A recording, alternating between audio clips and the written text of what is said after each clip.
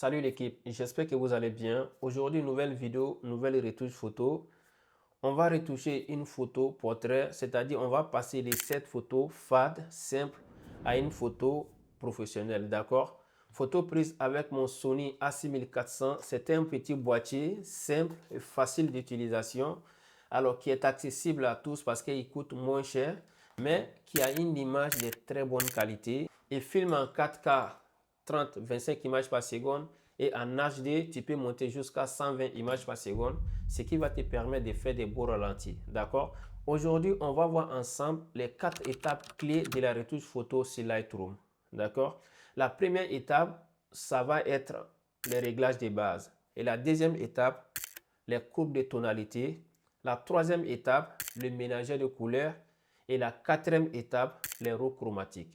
Je vais vous donner l'explication bien détaillée de chaque outil qu'on va utiliser dans cette vidéo. Et comme ça va vous permettre de savoir à quel moment il faut utiliser chaque outil et pourquoi l'utiliser. D'accord? Ok. Maintenant qu'on a dit ça, on attaque. Alors, moi, je vais commencer par sélectionner ma photo. Voilà. Je vais la recadrer pour les réseaux. Une fois la photo recadrée, je vais maintenant corriger la balance des blancs et ajuster l'exposition. Alors, c'est quoi la balance des blancs? La balance des blancs te permet d'avoir une photo neutre. Une photo qui ne sera pas trop froide ni trop chaude. D'accord? Voilà. Alors pour ça, je vais sélectionner la pipette sur Lightroom et je vais ensuite sélectionner une partie blanche sur la photo et je clique dessus. Voilà, la balance des blancs, elle est corrigée. Maintenant, je vais corriger l'exposition. Ce qu'il faut savoir encore une fois, si ta photo elle est surexposée, tu as juste à baisser le curseur de l'exposition. Voilà. Si ta photo elle est sous-exposée, tu as juste à monter le curseur de l'exposition.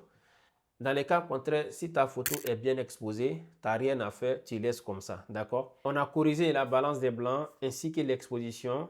Maintenant, ensemble, définissons les détails de la photo pour avoir une photo propre et bien retouchée. D'accord? Alors pour ça, on va jouer avec les contrastes, les hautes lumières, les ombres, les blancs, les noirs, la vibrance et la saturation. D'accord? Et moi, je vais monter légèrement les contrastes. Pourquoi je monte les contrastes? Parce que je trouve que la photo, elle est fade et n'a pas de matière. Alors pour ça, je vais donner un peu de contraste à la photo. Je vais couper les hautes lumières. Voilà, j'ai coupé les hautes lumières. Pourquoi j'ai coupé les hautes lumières? Parce que je trouve qu'il y a beaucoup de lumière sur ma photo. Raison pour laquelle je coupe les hautes lumières pour voir les détails de la photo. D'accord? Et maintenant, je vais déboucher les ombres. Alors, pourquoi je vais déboucher les ombres? Parce qu'il y a certains endroits sur la photo qui sont noirs. Et quand vous débouchez les ombres, ces endroits-là, vous les voyez. D'accord? Alors, pour ça, je vais déboucher les ombres en tirant le curseur des ombres légèrement. Et les blancs, je vais les rajouter un peu. Et les noirs, je vais les baisser pour donner encore plus de contraste à la photo. D'accord? Je vais maintenant augmenter la vibrance pour ressortir toutes les couleurs sur la photo. Et la saturation, je vais l'augmenter un peu pour accentuer les couleurs. Alors encore une fois, tous ces réglages-là, ça dépend des photos que vous avez et ça dépend du look que vous voulez donner à votre photo. On a terminé avec la première étape et maintenant on attaque la deuxième étape qui est la courbe de tonalité. Alors qu'est-ce que la courbe de tonalité et qu'est-ce qu'elle fait? La courbe de tonalité te permet de contrôler la lumière sur la photo mais de manière précise, d'accord? Elle te permet d'assombrir les noirs, adoucir les blancs et elle te permet de créer du contraste sur la photo, d'accord? Alors si on regarde sa structure, on regarde en bas à gauche, on a les ombres. Et au milieu, on a les tons moyens.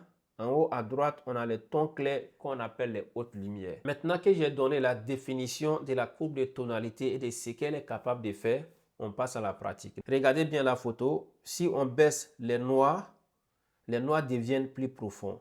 Si on baisse un peu les blancs, on adoucit les hautes lumières. En gros, la courbe de tonalité te permet de travailler certaines zones spécifiques de ta photo sans dégrader l'ensemble de la photo. Maintenant, en jouant entre les deux, c'est-à-dire entre les hautes lumières et les noirs, ça nous permet de créer des contrastes sur la photo. D'accord? Voilà ce qui peut faire la courbe de tonalité. C'est pour ça que c'est un outil essentiel de la retouche photo sur Lightroom. On a fini avec l'étape D, on va attaquer l'étape 3 qui est les roues chromatiques. Alors ce qu'il faut savoir, c'est que les roues chromatiques est composée de 3 différentes roues. On a une roue pour les hautes lumières, c'est-à-dire les blancs. On a une roue pour les tons moyens qui concernent la peau, les vêtements et les objets.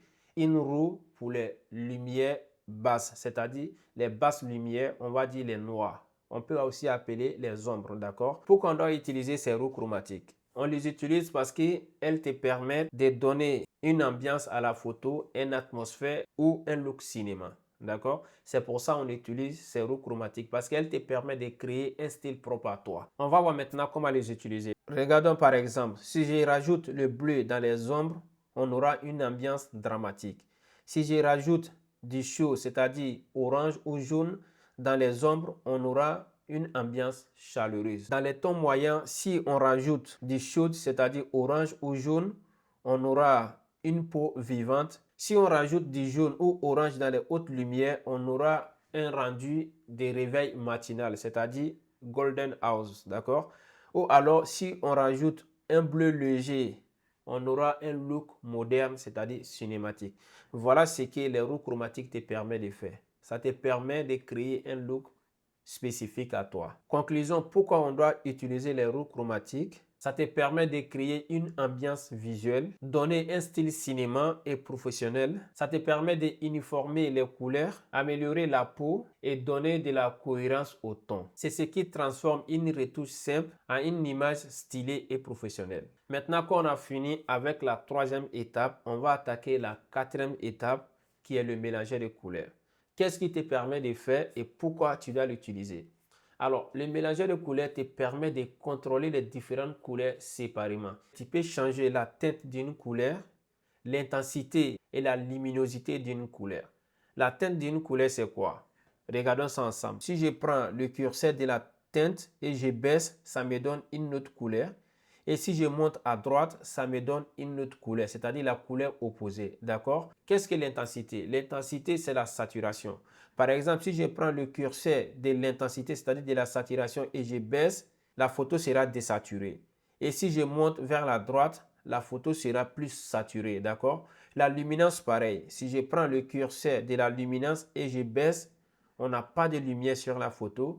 Et si je monte vers la droite, on a beaucoup de lumière sur la photo. Voilà ce qui te permet de faire le mélangeur de couleurs. Alors, ce qu'il faut comprendre, c'est que le mélangeur de couleurs est composé de plusieurs couleurs. On a rouge, on a orange, on a jaune, on a vert, on a bleu, on a cyan, on a magenta, etc. D'accord? Et c'est comme ça qu'on travaille sur ces différentes couleurs avec le mélangeur de couleurs. Maintenant qu'on a donné l'explication et les détails sur le mélangeur de couleurs, on passe à la pratique. Ok, on va sélectionner la couleur orange qui concerne un peu la peau. Regardez bien, si je baisse, ça nous donne une autre couleur. Et si je monte, ça nous donne une autre couleur. Si je coupe la saturation, la photo, elle est désaturée. Et si je monte la saturation, la photo, elle est saturée. La luminance, pareil. Si je baisse la luminosité, il n'y a plus de lumière sur la photo. Et si je monte la luminosité, ça augmente la lumière de la photo. Voilà ce qui te permet de faire ce mélange de couleurs. Il te permet de corriger les couleurs gênantes sur la photo et créer un style professionnel, par exemple vert désaturé ou un style cinéma, et harmoniser toutes les couleurs. C'était la petite vidéo sur la retouche photo avec les 4 étapes essentielles de Lightroom. Et moi, je te dis, fais des belles photos, fais des belles retouches et on se dit à la prochaine dans une nouvelle vidéo. En attendant, prenez soin de vous. Peace.